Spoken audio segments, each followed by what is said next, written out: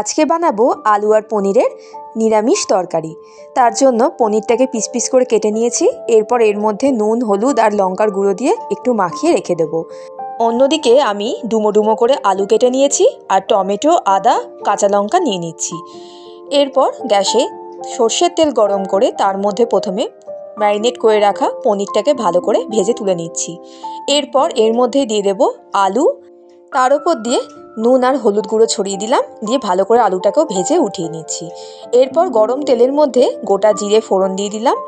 এরপর দিয়ে দিচ্ছি কুচিয়ে রাখা টমেটো কুচিটা দিয়ে আর সামান্য একটু চিনি দিলাম, দিয়ে ভালো করে একটুখানি টমেটোটা নরম হয়ে গেলে তারপর আদা, কাঁচা লঙ্কা আর গোটা জিরে আমি বেটে রেখে দিয়েছিলাম সেটাই দিয়ে দিচ্ছি। তারপর দিয়ে দিচ্ছি নুন, হলুদ আর ধনে গুঁড়ো।